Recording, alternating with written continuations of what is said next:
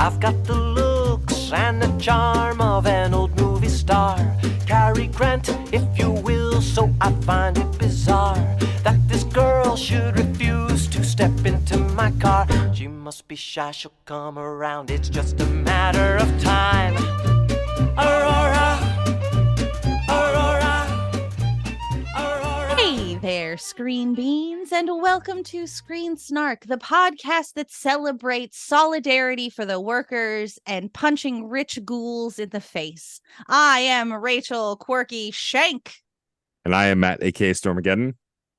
Yeah, I like the energy of that. Yeah, very punchy tonight. I've been following a lot of stories of our comrades on the picket lines, and frankly, I'm getting mad for them. Yeah. At this point, I'm starting to get a pittance of the massive wealth of these corporations could see to all of the needs of all of these incredible artists, these writers, these actors, these workers, and frankly, it's getting ridiculous. I'm just gonna put these rich ghouls in a crib because they're babies. They are babies. But you know who's not a baby? No. Our guest. What a segue. So we are being joined by the one, the only, Big Game Leroy. Hello. The man who taught me to lock up. Yes. Oh my goodness. That feels like yesterday. My wrestling career began with you and your tender care. Yes, I try. Welcome to the show. It's great to Welcome. have you, Leroy. I'm very excited to chat with you in the back half about why you love the Nintendo Switch, since it is literally the theming of all your stuff. That and also there's a clip. So we'll get to this. But there's a clip on your Twitter, which I stalked a little. Of you playing a Switch game while wrestling, and so I need to know what game it is, but we'll get to that. Save that suspense for later. Oh, you saw one instance of Big I was gonna say one Leroy. instance. I know. Goodness. I'm sure there are multiple, but multiple games. Like I gotta try to remember what day it was. Yeah. But before we get to all that, we will do as we always do and talk about the most recent thing we have consumed in some form that is not struck material. And last time I think Rachel went first, and then before that, I seem to keep going first. Do you want to keep going first in this mixed up timeline? Sure. Okay. I have to rack my brain on the thing that is the most recent thing.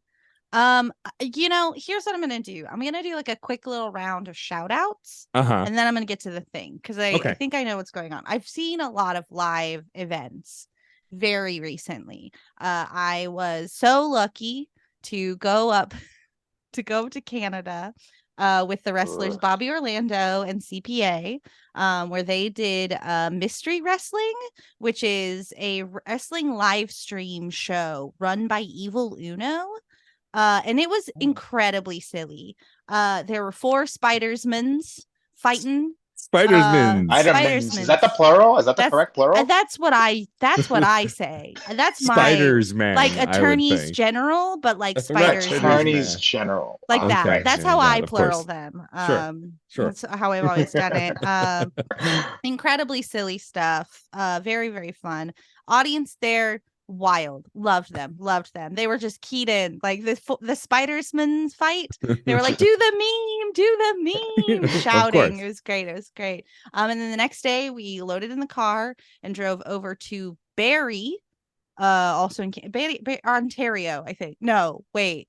Yeah, no, we were in Ontario. I don't know geography. That sounds right. I'm going to back you up a little bit. For Barrie Wrestling. And a lot of the same wrestlers from Mystery Wrestling were also there. So it was nice to see them, do a different take. Like someone was a face in Mystery and then they were a heel in Barrie. So it was really cool to like get that immersion. And then I left CPA at a rest stop for 2 hours on the way home. What? I drove off without him in the middle of the night. I didn't realize he went to the bathroom. No one told me. He wasn't in the car, though? Nope. He was. I thought he was just prone asleep in the back. And then after about 45 minutes, realized he was not there. Had to turn around and go back. Wow, you left one of your trainers. That's kind of Yeah, That's Kind of not right. wild. That's That's not kind of right. scary. I'm like, oh no, road trip. Is this just the thing? You're just gonna leave me at a rest stop? in Can I go in take a whiz? in my Like, defense, it was like 4 a.m, and I was just like on autopilot. I was just like, I just gotta get these wrestlers home. I just gotta do what I gotta that's do. fair. That's fair. So we all have a laugh about it. If it was really a problem, I wouldn't have brought it up. But Right, CPA is sure. a real No, mensch yeah. and like a good dude and a great trainer. And it was just Makes for a like, fun story. mostly surprised it hadn't happened sooner. Or on purpose. But I also got to sort of follow the track of, the burlesque scene. I saw Galatea Stone's Barbaqueer here in Astoria.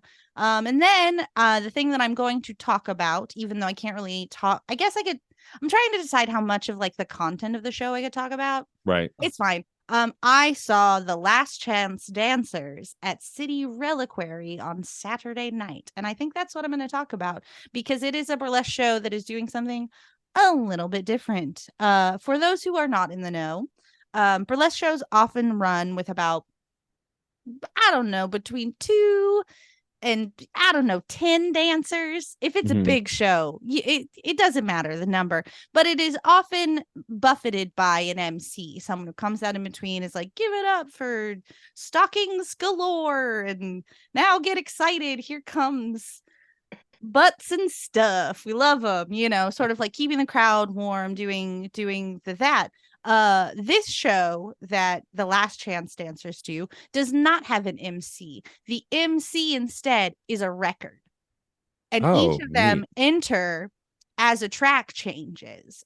So they did a record that was a movie soundtrack, so I don't want to like drop it because I don't want to like do struck work, right. But because it was like kind of a musical movie, all of the songs were incredibly short and incredibly weird. So it was just like this cavalcade whirlwind of like naked people running out, new person running in, getting naked, running out. It ruled. It was so much fun. The last time they did a longer record, so they just kind of like ebb and flow on what they want to do. I think they're doing ABBA in the future, which is super cool, and I want to go back. That's awesome. But yeah, it was just really interesting to watch them sort of like Venatrix came out and like explained the gimmick, the premise.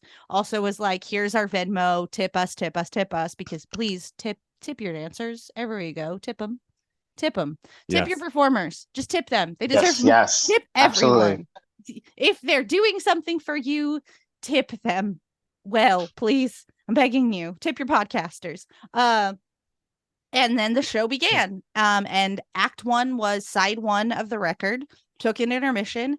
Act 2 was side 2 of the record. Some notable performances were, of course, Keita St. Cyr eating fire. Amazing. Esme, just a gorgeous being who understands how clothing can shift and change, like took a skirt, turned it into like a halter dress, then like pulled it up to a cape before completely removing it, just like dancing with this piece of clothing, like making it flow and move. It was gorgeous. It was gorgeous. A guest performer was there. I think Bobby Fishnets was their name. And I saw everything of Bobby Fishnets, and I was like, yep, this is what I love about this. The whole full Monty. Here we are. We're doing it. It was super fun. A real light, a real different kind of way to do this art form that I'd never seen before. I think we all just got really used to the standard, for lack of a better term, guy in a tie. It's introducing acts, but it's nice to see burlesquers just go, we'll just do it ourselves. We'll figure it out.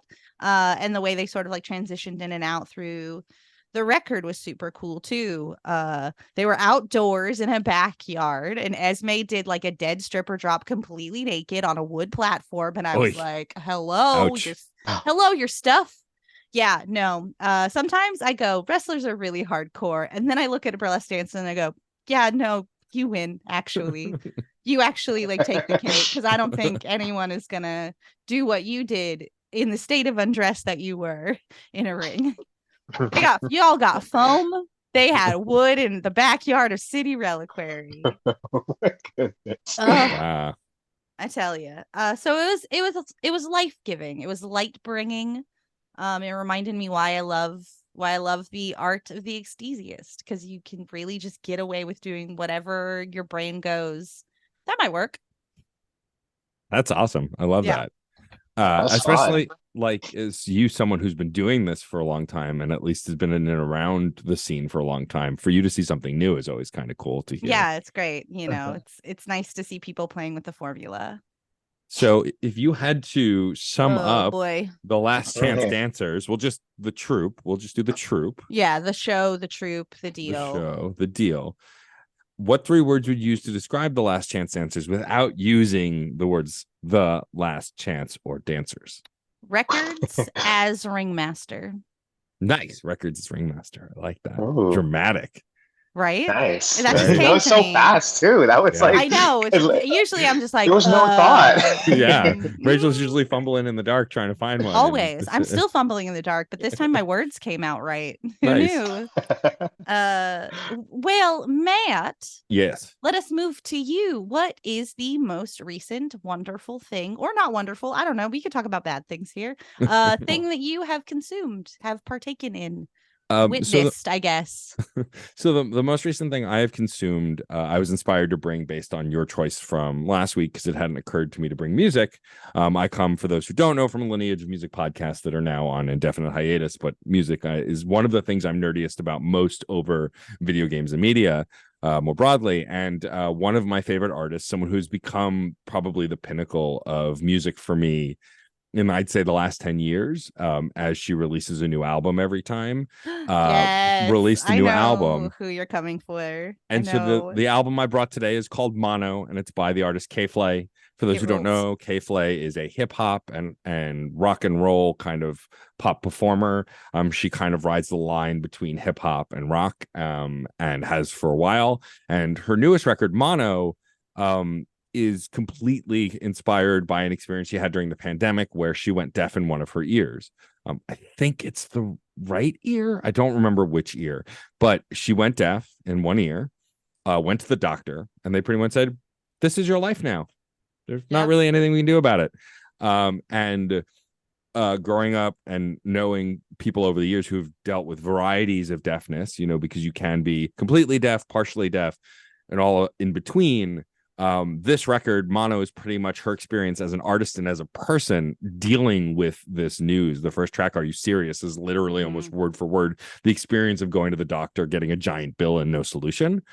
And then the rest of the album plays out kind of how her life is shaped out over the pandemic, some of it related to the hearing change, some of it related to just herself and her self-esteem and dealing in the pandemic. She released 2 EPs that became a record called Inside Voices and Outside Voices during the pandemic. And then this is her first album since.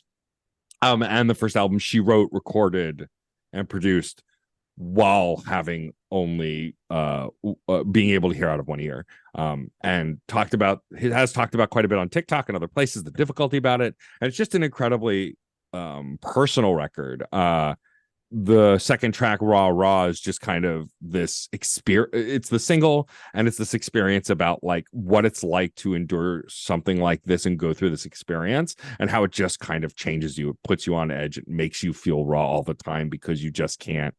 You just process things differently. And I relate to it more even now on this Tuesday, because as of when we're recording, I didn't post about this much publicly because I just didn't want to make a whole big to-do. But I had an incident over the weekend where I was hospitalized on Saturday through Sunday. I have atrial fibrillation, or AFib, which is like an irregular heartbeat. It can really increase for no reason, and just like your heart's beating like you're in a marathon, even though you're standing still. Didn't know I had this condition. It hadn't showed itself. My dad has it, but I was hospitalized. Thankfully, my heart rate came back down on medication on its own, so I didn't need to have a procedure. But like now, I haven't gone back to work in the office. I was off on Monday. I worked from home today at my day job. I'm probably working from home tomorrow. I canceled all my evening plans for this week.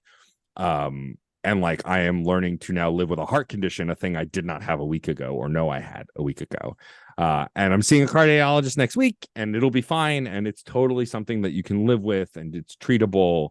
There are other concerns about clotting, and like the AFib's not the problem. It's AFib could cause clots to pass through your heart into the wrong place, causing strokes or cardiac arrest. And like, that's the concern.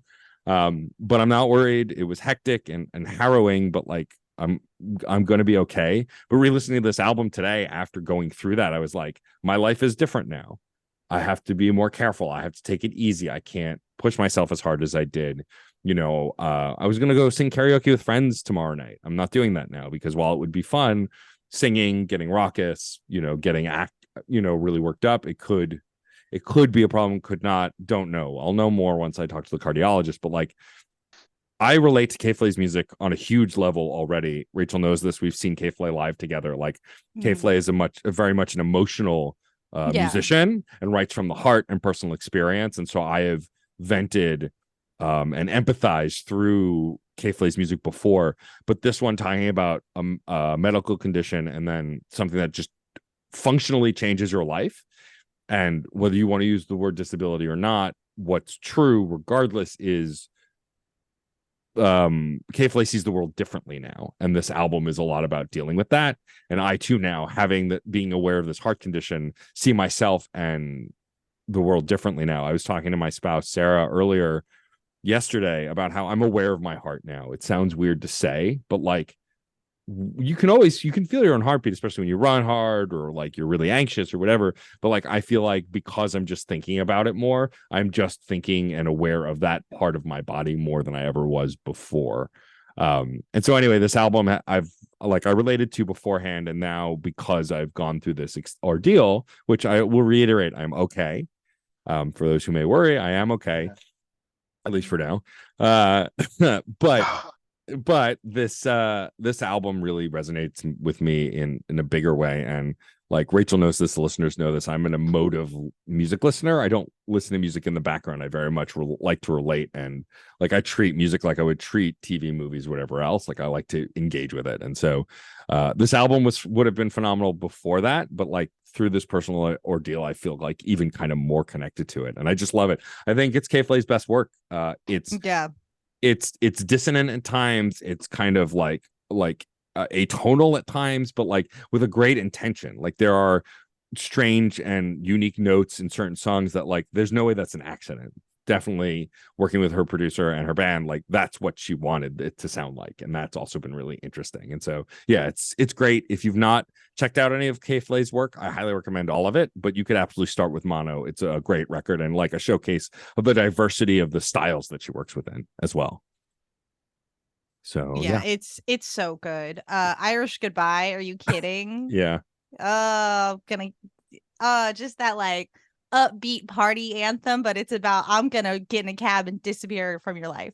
Give you the Irish Goodbye in the blink of an eye. I love her. Solutions is still my favorite record. Like, even though this one is like a great work, I just love Solutions. Solutions is really great because also she came from a very dark place. Her first couple albums were really dark and heavy, and then Solutions was like, she was on an upswing.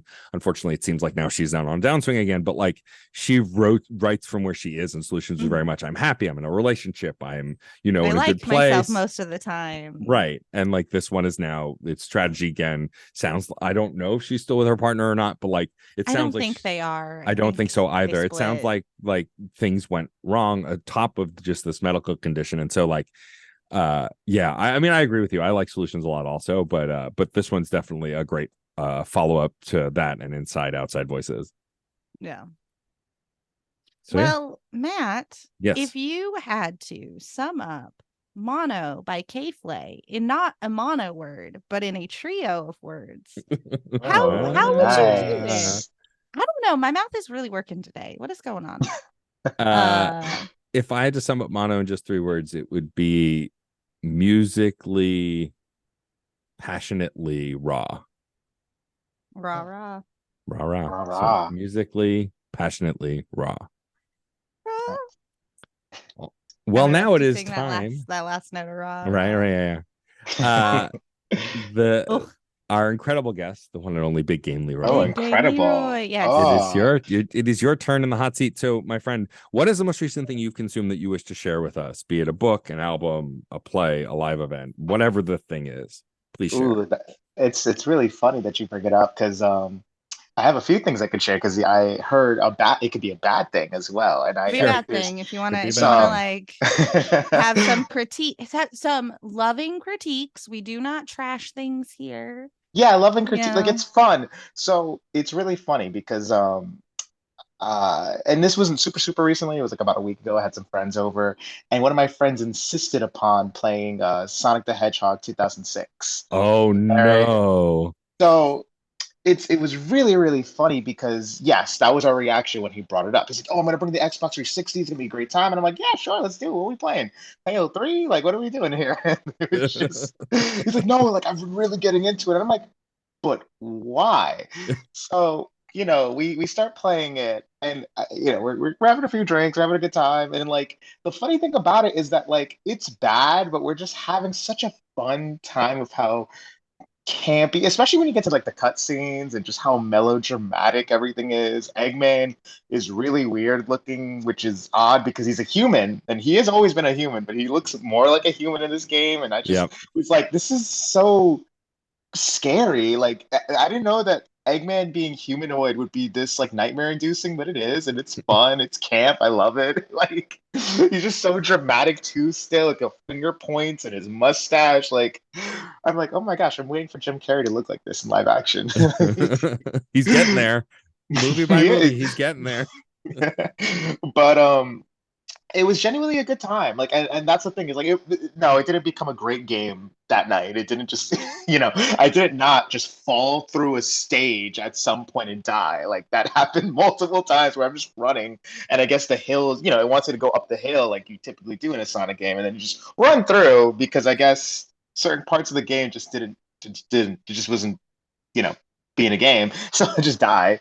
But we were having a good time. We got decently far into it. We got up to like the Shadow and Silver like boss fight, which I think is like like middle of Shadows campaign or whatever like that. So we got decently far, and I had more fun than I thought. Although I was like, yeah, I don't know if I could do this sober. So like I'm glad we're having a good time, and we're just just doing the things. It also really brought back because when I was a kid, I really wanted Sonic 06 because when I was younger, I really swore that game was going to change gaming forever. I was like, oh, it's next Right. gen consoles. It's gonna be like Sonic Adventure 2, just like in HD. It's gonna look like the future. It's gonna be super cool. And then it's like, no, it's just super glitchy because they shoved this game out as fast as they could. And it seems like they didn't really understand what people like about Sonic. They added weird, lore-y human stuff, and like I really couldn't tell you what that game was about. Like it kind of goes in like 15 directions story wise. Like, and again, like I don't need Sonic to have a super complicated story. Just have him, save the little, save the animals, save the critters. I'm just like that. That's enough for me. That might just be me, but like, I don't need him like having a princess love interest that he's saving that we have to ask questions about. Like, hey, what's going on here? I thought Amy was your girl. What's happening here? um, yeah, but and then I do have a good game that I have been playing recently. To segue, because I was actually going to bring this up because I was thinking about it. I've been replaying a ton of and this has been pretty consistently for the last like 2 months. I've been replaying Mario and Luigi Superstar Saga Oh, on the nice. Nintendo Classic. Switch online. Yeah, so they put it on the Nintendo Switch Game Boy Advance service platform, and as soon as they announced it, that was like the game for me. I was like, I'm going to jump back into that. I have not played that game since it first came out, and I was like, I think I played it when I was 10 or 9, whatever. I haven't played since I was a kid because I just didn't have a Game Boy Advance for a long time, and when I did have one, I didn't have that specific game. So just jumping back into it, and I'm like, oh my gosh, this game still holds up. The sprites still look really good. The sense of humor is still there. I'm always like impressed by Nintendo, like by how they can make you laugh with no voice acting, no dramatic comedic effects or slapstick. It's just oh, this is just really funny. This is just really funny writing. Like this is cute. It's silly, you know. It's just stupid. It's just like fun. So I've been loving that game a lot. I've been going at it a little bit of a snail's pace because I've just kind of been like talking to every NPC, just really just exploring around, grinding, and I'm just like, this is a fun time. There's some moments where I'm like, oh yeah, this boss battle is like taking me a million years because I'm just chipping away at their health. But I'm like, this is still a pretty great game. Like it's a lot of fun. Again, the sprites and stuff still hold up. It's funny because apparently they re-released like a newer version a few years ago, and I compare it to that version sometimes, and I'm like, I kind of prefer the old version because I don't know. I like the clean looking sprites, like really cartoony style. When you try to like make it look really clean and HD and glossy, what's everybody's obsession with gloss in video games? I don't like it. It's just like, why do I need gloss? Like, why does it need to be shiny? What are you trying to tell me? Like, okay, we just got some soap and Mr. Clean on them. Like, I don't get it. That's Yeah. that's my little soapbox thing about video Yeah. games and remasters. Like, Yeah, why do we just yeah, I there's never something very understood. charming about seeing the fishing wire and the duct tape behind Yes. what is being made. It's like, oh, we were working with these limitations. What did we come up with? And then you come back and go, we have all the budget to fix all of that and get rid of the fishing wire. And it's like, but why? That's what I Yeah. love about it. Yeah. I It's an love when artists just have to aesthetic. put it Yeah. together and figure it out. I mean, the Game Boy Yeah. Advance also has some of the most gorgeous and expressive sprites in Nintendo history. I recently got an Analog Pocket, for which those who don't know is a game system that plays Game Boy, Game Boy Advance, and Game Boy Ooh. Color. And also you can get add-ons to play other portable systems as well. And I replayed Wario Land 4 on it. And like Wario Land is one of my favorite series. But Oh. that game specifically has some of the most beautiful sprite work because it's exaggerated over the top. It does a lot of parallaxing, Mhm. all sorts of really cool stuff. And like, but Mario and Luigi Superstar Saga is one of my favorite RPGs. And like, I remember there's something about the elasticity of these sprites and like these characters and Yes. the designs. And so, like, I agree. I think it's aged great. I didn't like the DS or 3DS version re-release. Yeah, Um, that one. but like, I just really think that there's something extra charming about the way that game was designed within its limitations because it could only do so much. And I think the Mhm. later Mario and Luigi games are also really great, but there's something about that first one that just kind of feels like the magic. Yes. Yeah, no, and my hot take within my friend group, and I guess it's not really like, most of my friends say, "Hey, Bowser's Inside Story is the best one," and most people agree with that. If you go on YouTube comments, most people will say that. I'm like, okay, whatever. My favorite is Superstar Saga. Like, I'm just like, I Yeah. feel like they had it perfect there, and I know Bowser's Inside Story is fun because you get to play as Bowser. I'm not gonna say I think that's not like one of the coolest things ever, Right. but like I'm still just of the mindset of like, I'm Superstar Saga. I'm like, they perfected it. It was about Mario and Luigi. There was no extra gimmicks or sidekicks yet. It was just Yeah. really about these two brothers. I mean, the gimmick was their teamwork. Like they were just, Yeah. they would jump on each other, hit each other with hammers. Oh my gosh, it is still my favorite thing ever when like you could hit each other with the hammers, but you haven't unlocked the part where they like burrow underground or anything. So they just get mad and like, "Arr!" And I'm just Yeah. like, because they're so expressive, and I just love that like Mario just nonchalantly just staring at him with a hammer in his head, and Luigi's just like, "Arr!" And it's like just imagine you're just walking, your brother's behind you, just get hit in the back of the head with a hammer, and he's just staring at you like, oh, right, I did that. That did happen. Yeah, and I mean also like because the other big thing that we haven't mentioned is like there is text-based dialogue except for the Mario brothers who only speak in gibberish, but Right. it's still the incredible Charles Martinet playing both brothers Yeah. saying gibberish, but then everyone understands the gibberish like Somehow. somehow, and it's really funny, and it's like I can it's almost like Simish from the Sim games. Like I can hear it in my head a little bit. It's just this gobbledygook, and yet it's still very expressive. You kind of know what they're talking about by the end. It's sort of like Groot, right, in the Guardians stuff, Yeah. like or in the comics and things. Like everyone eventually understands him. Like it's the same kind of thing, and like I love that this has voice acting, but only for those two characters and Mhm. only nonsense. Yes, absolutely. Like it's just so fun. And also going back to like their special moves, like their brother moves, like they're so inventive and so fun. Like they're silly, they're over the top. It's very pro wrestling-y. Like they're jumping off each other and then catching each other in the air and then double splashing people. And I'm just like, oh yeah, this is what I loved. Like they had it, they knew what they were about already. And like I'm gonna, tie this into Super Mario RPG, and I just think it's so fun how like you have Super Mario RPG, which is all like obviously is getting a remake soon, but like I just think it's so fun that like there's two paths that split from Super Mario RPG, which is Paper Mario and the Mario and Luigi series. And I'm just like I love both of them because they kind of go in different directions. Like I feel like the Paper Mario series really went into like a hey, we're gonna be super RPG. We're gonna give this a quest type of thing, and this and that. We're gonna lean into this Mario paper gimmick, and literally everything is just gonna be paper, and like it's gonna be literal. And then you have like Mario and Luigi, where it's just like they really leaned into the silliness, the comedy, the comedic timing, these redesigns of these characters we love. Like Bowser is just an oaf in these games, like, or at least Yeah. in Superstar Saga, he's just like just kind of an idiot, and he's a lovable idiot. And I love it. Like, it's just like, wow, this is the big bad of the series, and he's just a lovable idiot. I love it. Yeah, it's kind of an evolution of Super Mario RPG on SNES, which is getting a remake this year, which I'm very excited for because it was one of my earliest RPG loves. But like this is really kind of a growth of that. Like Mario and that kind of only spoke with pantomime and shape-shifting into other characters. Bowser was very oafish and kind of dejected and like wanted to be loved. And like a lot of that carried over into this series. But like you're saying, they kind of blew it out. Like they really just over exaggerated all of it in a way that just allowed it to be wacky. Like it was always a wacky premise, but in the Mario and Luigi games, they were like, well, let's see how wacky we can really make it by just leaning into the absurdity of these relationships and these characters. Whereas I think in the Paper Mario series, it was more about Mario kind of being the straight man and all the side characters and everything else being the goofy stuff. This one, like it's just very campy in the best way. The Mario and Luigi games. Yeah, no, absolutely. And I'm just like, oh, I think I want another Mario and Luigi game on the Switch. Like I just kind of like Yeah. I think I want it. And then I'm like, then I think about the last few Mario and Luigi games and how much I like them, and I'm like, do I want that? I don't Yeah. know. I'm just gonna be happy that they gave me this in the Game Boy Advance.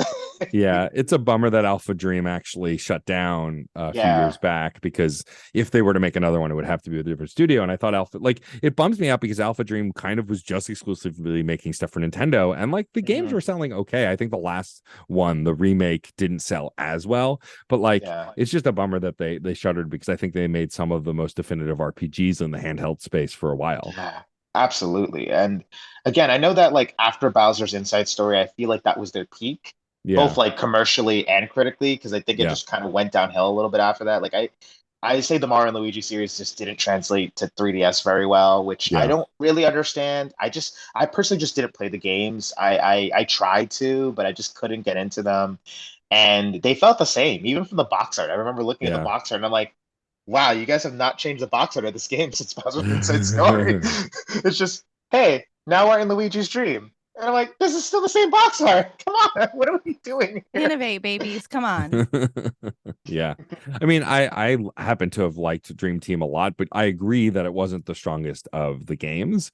And it did seem they were kind of resting on their laurels as far as mechanics and other stuff. And like it was the same narrative bits after a while, same kind of gags and stuff. And like it just, I wish they'd kind of expanded it in a different way. But hopefully, we are getting a port of Thousand Year Door, one of the best Paper Mario games, to the Switch, and we're getting a remake of Super Mario RPG with the original composer. So like I think hopefully people get to relive these classic RPGs, and then we'll get another new Mario style RPG in the near future because of these re-releases doing well. Yeah, no, absolutely. And I think it's fun that they're just jumping into these RPGs again. It really does make me think that they're got to be gearing up for a new Mario RPG game. I'm hoping maybe it would be a Mario Luigi game.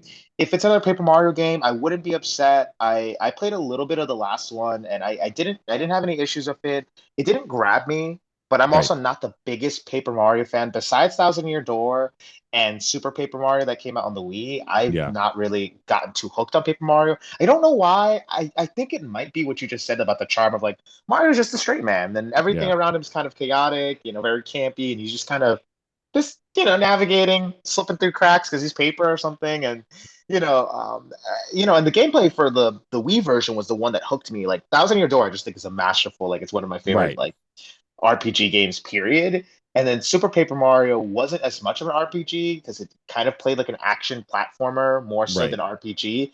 But I still liked it a lot because I did think it was inventive the way you would change the dimensions and stuff. And also Mr. L, like they did have a lot of fun stuff in there that I was like, oh, this is cool. I like it. I think the art style. I think the character redesigns. It's a fun time. Well, Leroy, if you had to sum up Mario and Luigi Superstar Saga in just 3 words, and you couldn't use the words Mario and Luigi or Superstar Saga, you got to clarify the rules.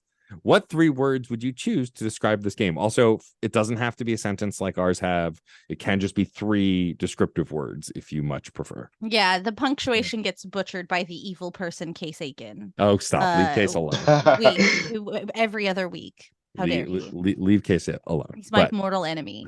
Uh-huh. Let's see. I would say campy, explosive, fun. There you go. Campy, explosive, fun. Love that.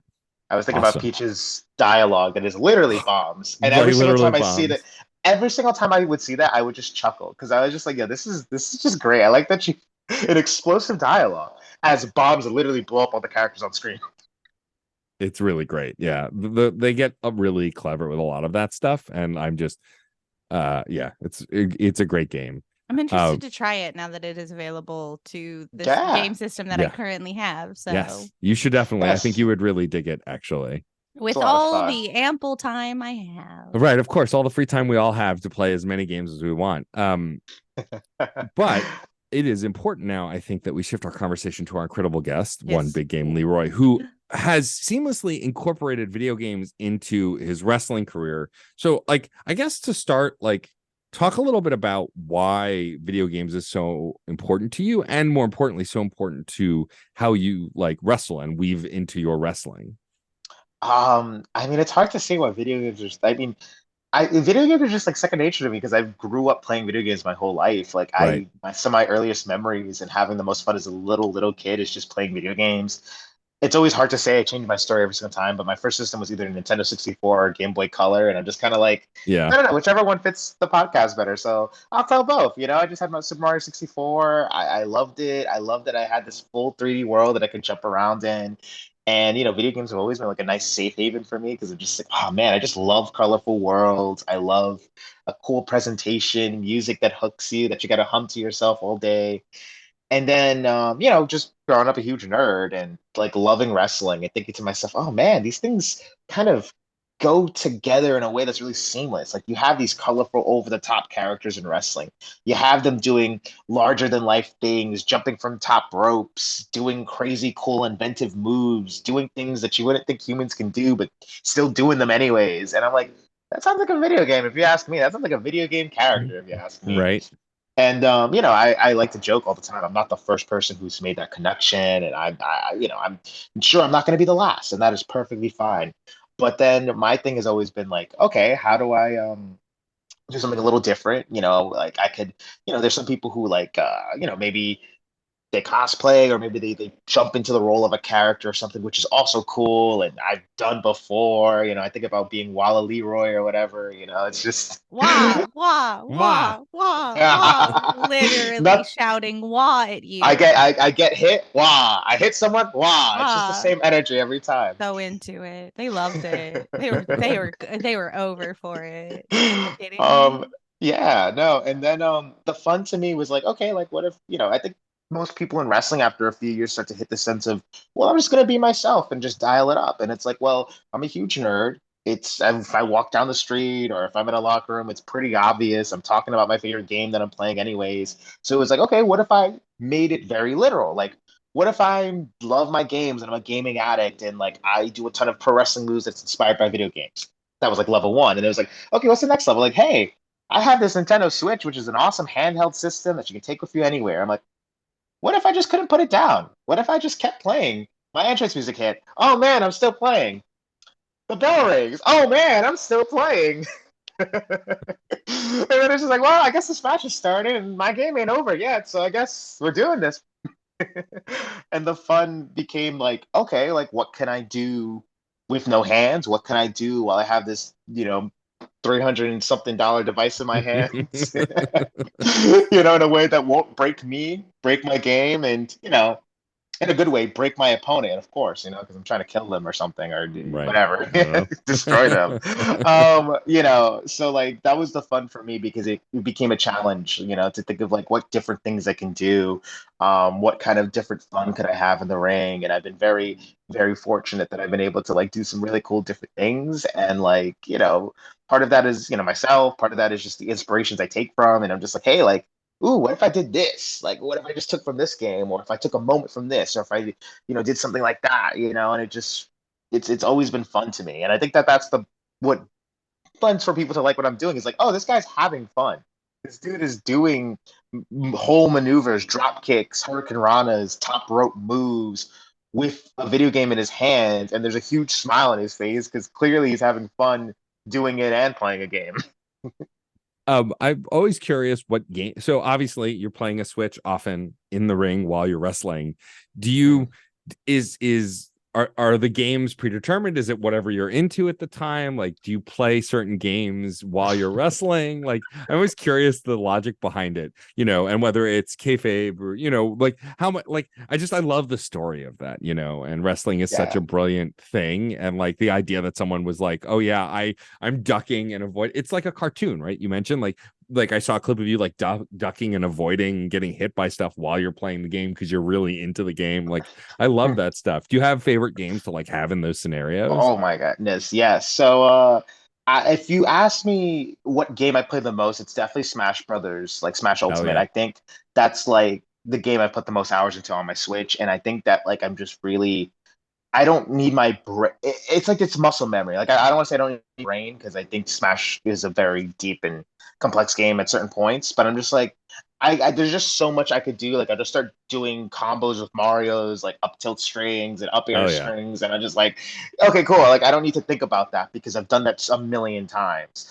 Mario Kart is another one that's also like that. Like it's like okay, like I'm drifting, I'm whatevering. Like it's not as pressing, although looking up and down sometimes, and sometimes the peripherals. It makes it hard for me to, get, to get to be in first every single race when I do a Grand Prix. But we still get in the top three. We still do in the top three.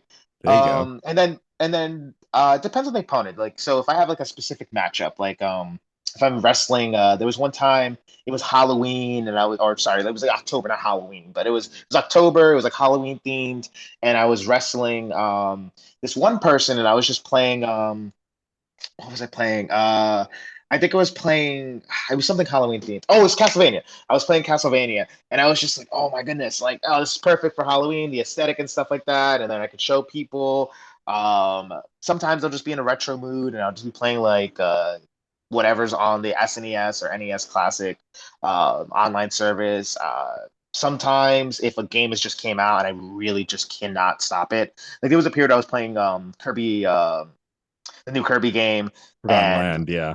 yeah, and like I was just playing that for like 3 weeks straight, and obviously had some matches in between then. So I was just playing that, Yeah. And again, like sometimes depending on my opponent, like if I'm like, hey, like they seem like they're a Mortal Kombat player, they seem like this or that. Maybe I mean, throw them a Joy-Con, see if they're willing to, do a little quick game before the actual match or something like that. So, it depends on the opponent. Sometimes I might deem it for the opponent or the match or the setting. Sometimes it may just be whatever I'm hooked on. I know that sometimes I'll like add like a challenge for myself. I was trying to I think it was Pokemon Arceus, and I think the meme was I said this on Twitter. I was like, "Do you guys think that I can stealthily catch this this Pokemon in the middle of a match?" And I remember someone just added me, and they were like, "If you do that and you post the recording of that, like." I have to give you all the money in my pocket. And I was just like, challenge accepted. Did not work. It was very difficult to do that while, trying to not get beat up. But like fun times, fun times. Love that. That's awesome. Have you always had a love for wrestling as long as you've had a love for video games? Yeah, and I think that's why the marriage is so perfect because like I don't know if I'm in trouble for saying this, but they're both just so equal. Like I Yeah. can't have one without the other. And I think that when you're a kid, you have hyper fixations, like you're just obsessed with certain things and you jump into them and you do a deep dive. Like when I was a kid, and it's funny because like I've Jeremy surgery. I recently got hurt, so like I spent a lot more time kind of being a little bit more reflective, kind of like just thinking like, hey, why do I love this so much? When did this come from? And not even in a dismissive way, just genuinely, where did this come from? Like I can't even remember why I got into wrestling or what I thought was cool about it. And I think about like family, like I had like cousins and uncles who like watched wrestling and they would just like, you watch what your family watches, so you're like, oh, this is cool.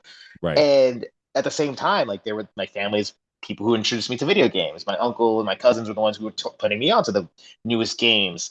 And if I wasn't in wrestling, I'd probably doing more of gaming. Like I think in my fifth grade yearbook, I wrote that I wanted to be a writer for Game Informer or something like that. Nice. Like I literally, because in my head I was like, hey, I don't hate writing. And it was like an excuse to go to E3 and play all these games and get to interview Miyamoto and Reggie and all these cool ass people. Like, I mean, yeah, let me do that. Let me get paid to do that.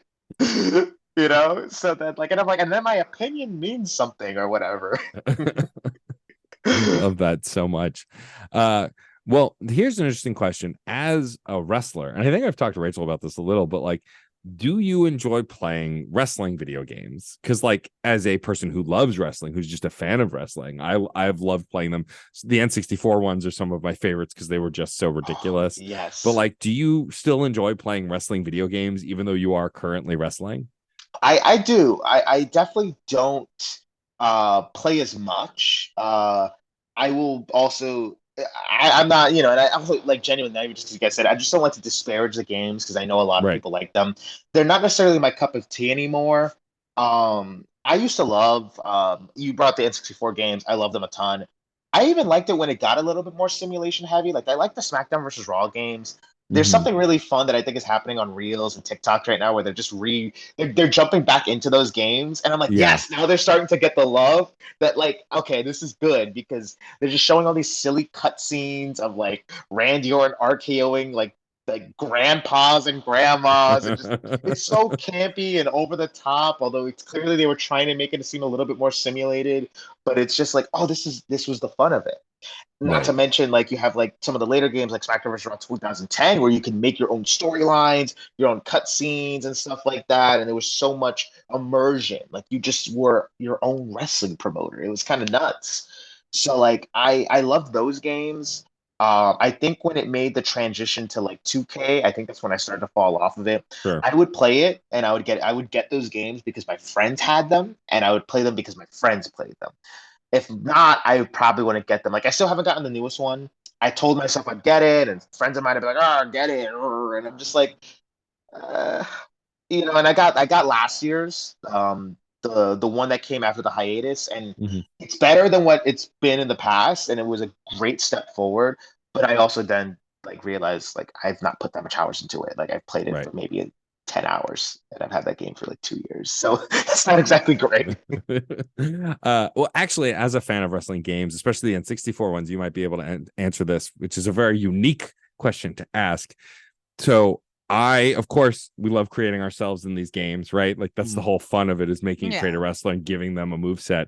And so for me, the entrance was key, especially those N64 entrances with like the JPEG videos and the busted ass through a speaker sounding entrance music. So for me, I always pick the Chris Jericho Y2K entrance for my character because I love that one. The spin, the fireworks. Did you have a favorite entrance back in that era? Of that Attitude Era? Was there a favorite entrance that you like to use when you created a wrestler? I'm trying to think. I think I like DX's a lot just because I liked. Good one. I just like the effects. Green was my favorite color as a kid too. So just like anything like that was just like it was very simple. It was mostly the green. I thought I was like, wait, no, it was just the fact that it was green and very in your face. Also, I would be lying. I mean, cross chopping is. Come on, cross chopping never goes out of style. It's always right.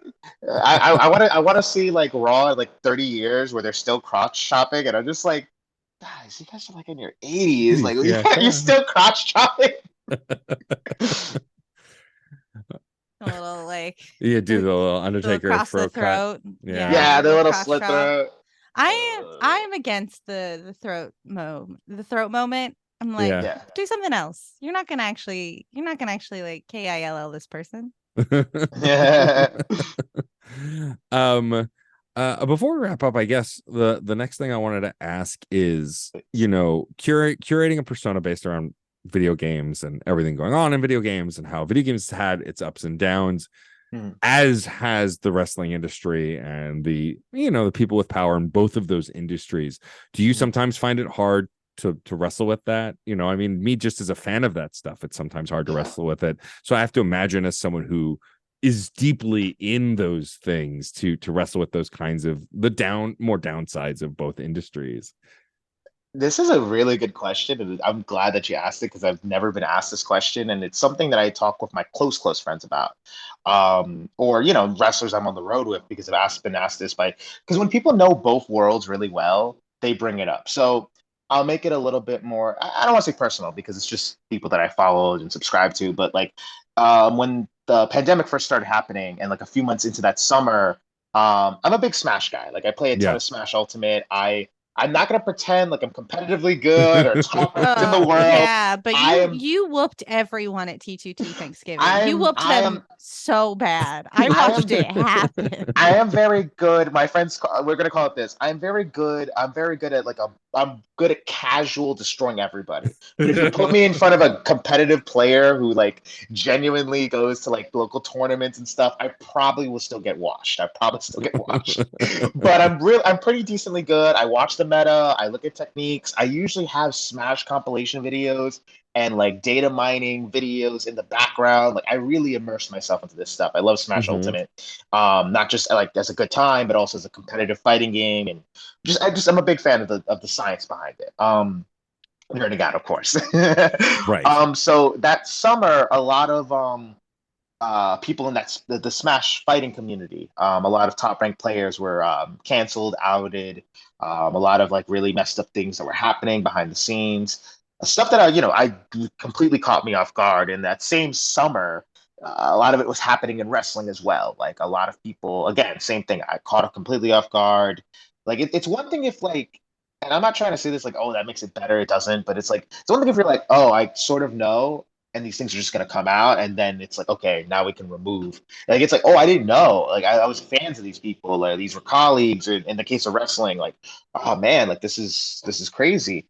And I've had this conversation with a lot of friends of mine because they would be like, yeah, man, like we gotta unsubscribe to a lot of people, dude, and we gotta like like this is crazy. And I'm just like, yeah, like it's nuts. And like sometimes I'd be lying if sometimes it's just like, damn, like I can't, like this is all escapism. This is all entertainment. Right. This is all media that we're consuming to escape like reality and to escape the unfortunate evils of our world and whatnot. And like when you escape and it's just more of this, more evil.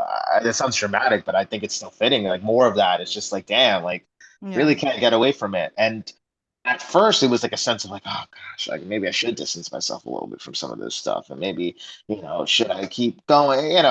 Little things like that, like those intrusive thoughts, I'll say. And then I go, well, no, that's why you push harder into it. That's why you immerse yourself more. And that's why you make yourself more of, the positivity. You have to, and I think this is something that I take as a personal philosophy, is you have to be the change you want to see. And it starts with you. Because it's just like, hey, like I could be nice. I can have like a terrible day and not want to be nice to anybody, but if I'm still nice and I'm still pushing through, even though I'm tired or stressed, anxious, whatever, but I'm still trying to be the best version of myself, still trying to put out some good juju, good energy, like wipe those feet on the apron, as it were. Yes, exactly. Like I believe it'll come back to you. I've yet to been proved wrong on that. Like I've been very fortunate to be around a lot of good, positive people, have a lot of good things fall my way. I'm a big person of collectivism, of like, hey, like things have to fall into place for you. Things have to kind of come into place for you. It's not just you working real hard, because everybody works real hard. Things have to fall into place for you, So it's like, hey, like be grateful, be fortunate, lend that helping hand, share some positivity. Like I'm just a silly guy that gets to do two things he loves and decided to mix them together, and for some reason it worked out. Like I try not to take that for granted. And at the same time, like there's people who are like, oh man, I'm not even that into wrestling, and I just thought this was cool, and now I'm sort of into wrestling. And I'm like, cool. There's some people who are like, yo, you put me onto a game that I never heard of. I was playing Super Meat Boy one time, and a fan asked me about it, and they were like, "What are you playing?" I was like, "Oh, Super Meat Boy," and they were like, "Wait, I never heard of that." And I was like, "Oh, it's really cool." And then I go into this stupid little soliloquy about how I played the Flash game a million years ago, and I thought it was so cool. And I remember when it appeared in Nintendo Power. Nintendo Power did a cover on it. They were like, "Yo, Super Meat Boy," and I was like, "Oh, that's the game that I love. Oh my gosh, it's coming to consoles." And like, then it became on Switch, and once it got to Switch, I literally downloaded that game as soon as it was available, and I was like, "Yeah, like this is it. It's a comfort game for me, even though I die a million times. That's the point." Yeah. Yeah. So I'm sorry, this is a long-winded way of saying like, hey, like just do the things, put yourself out there. Even if it's feels daunting, and it definitely is, it's just like, hey, like let's go out there and be what we want to see in gaming and whatever, instead of putting this negative comment about what you hate and stuff, which I try to always say, like, hey, if I don't like this thing in gaming, sometimes it's funny and silly to rag on things, but it's also like that's a lot of negative things you're holding on to. Focus on the positivities. Like, there's always good games out there, and that's what I tell people. I'm like, there's always something good to play right now. Like, Yeah. we live in a great era where like there's so much independent games that come out, so much fun. Like, I literally don't have enough time to play all the games that I think are cool or rad. I still haven't played Pizza Tower. Like, one of my friends is literally gonna like bonk me on the side of the head because he's like, "You need to play Pizza Tower. This is the most you game ever. It's so great." And I'm just like, okay. And so I have to, and it's funny you brought up Wario Land 4, and they were like, "It's literally like Wario Land. It's like the best thing ever." And I'm just like, "Okay, all right." They're like, "This is the greatest platformer ever made by a human." I'm like, "Okay, geez, all right." I said I'll try it. I'm on it. I love that message, and like, I mean, we ascribe to that here on Screen Snark too. Like Rachel and I, when we've been very forthcoming that when we were figuring out what to do during the strike, there was a moment where we're like, well, maybe we shelve it for a bit, and then we're like, no, let's talk about the strike. Let's talk about the change we want to see in the world. Let's bring a light to it, but also still talk about things that we love in the same way we do, and bring great guests on that we adore, but like not just kind of fold over because the industry is folding in on itself, and it's I've been the same way with video games too. Like, I didn't play Red Dead Redemption 2. I didn't like how Rockstar treated their employees, but that was me, right? I didn't guilt people for playing the game either, because like, you want to support the devs who do the hard work. It's you gotta plant your flag where is right for you and make a stand where it's right for you. But I think the positivity that you're talking about is really the key, right? Being the light you want to see in the world, to oversimplify it. And I think it's really lovely that you do that with wrestling and video games. I think, and it shows. It absolutely shows just on your Twitter feed. It shows in your moves and in your matches and all the stuff that I've seen. And so like, to hear it makes sense, because I'd absolutely see it in the way you carry yourself and the work that you do in the ring and outside of it. Yeah, no, I mean, I try.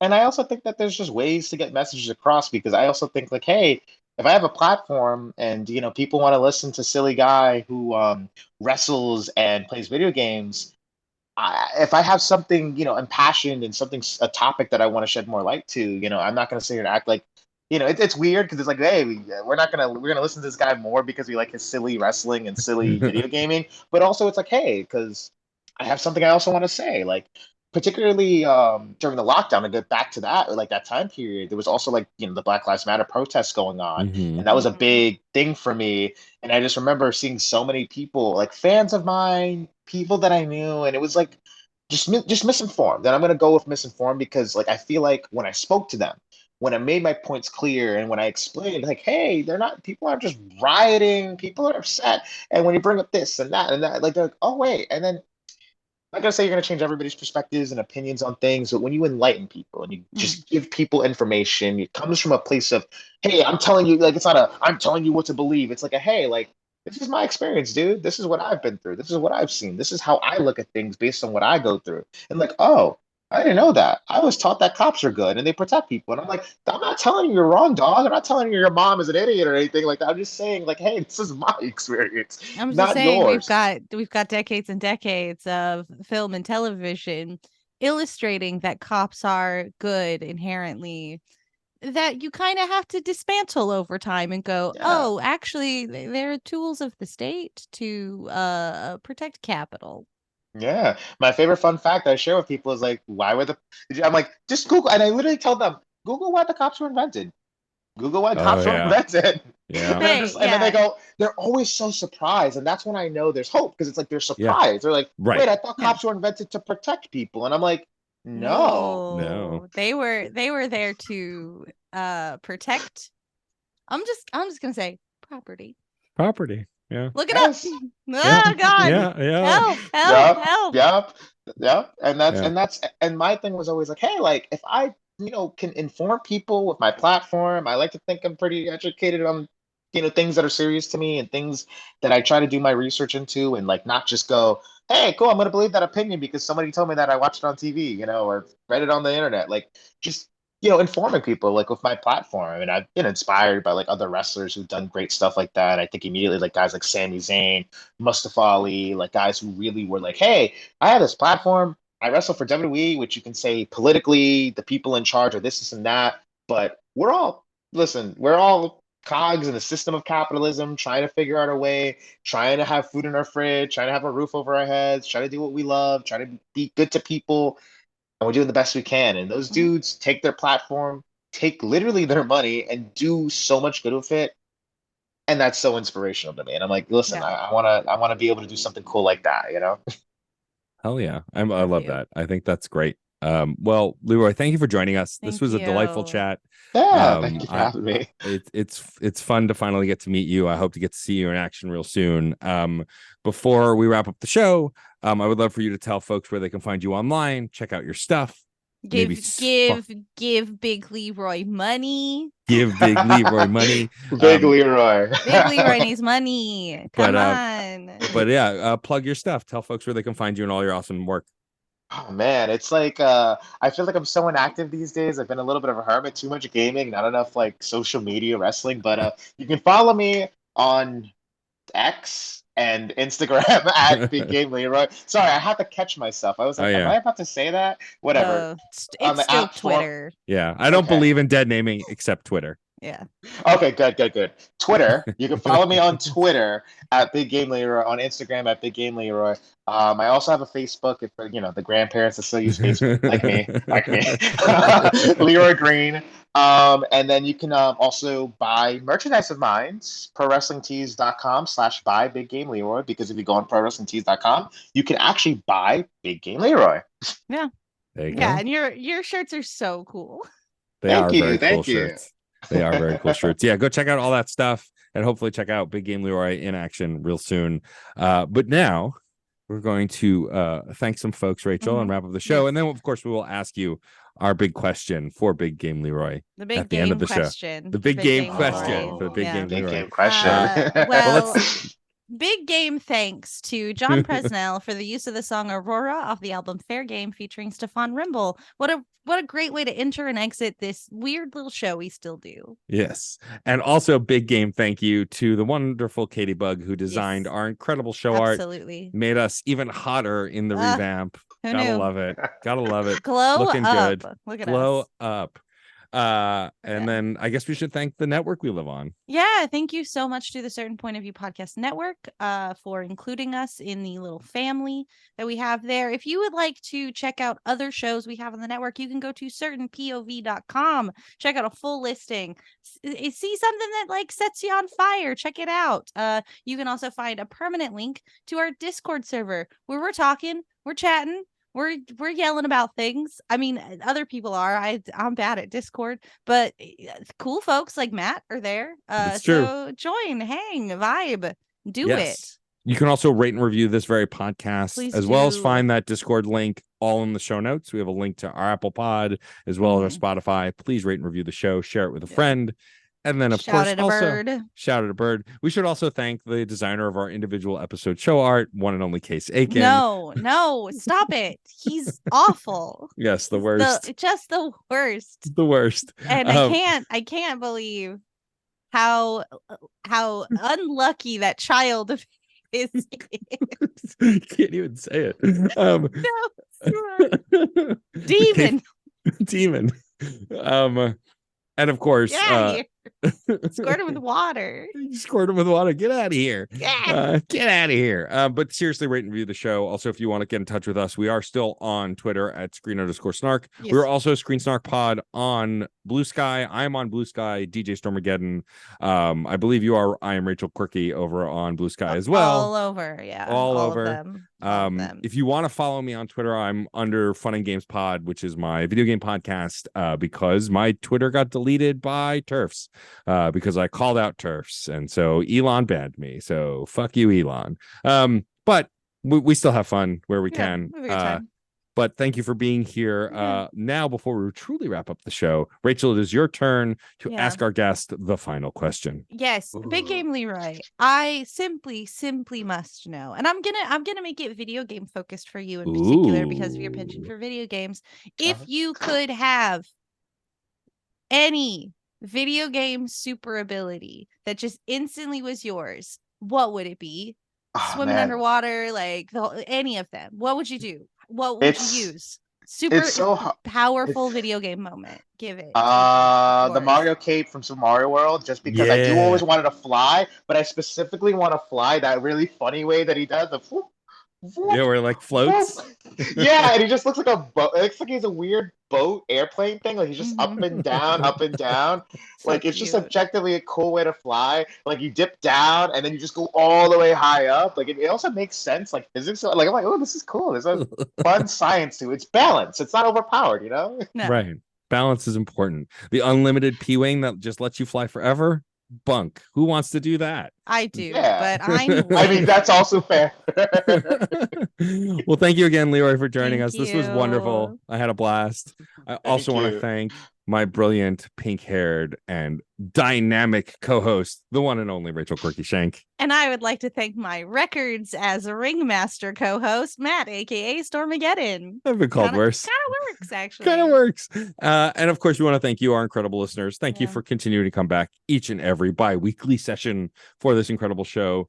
We will see you on the picket lines or on a couch somewhere. No movies till picketing is effective. Bye. Aurora, Aurora, Aurora, Aurora, Aurora. Metal to magnet, she will be mine. Aurora.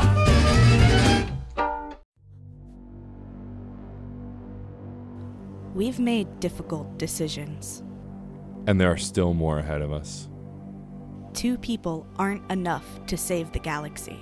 We need the toughest, smartest, deadliest allies. We need you. We need you to join us. And listen to Reignite, a certain point of view podcast about storytelling, love, and Mass Effect. Join us every other Thursday as we fight for the fate of an entire galaxy. You can find us everywhere you get your podcasts. Or at certainpov.com/reignite. We're counting on you. We should go. CPOV. CertainPOV.com.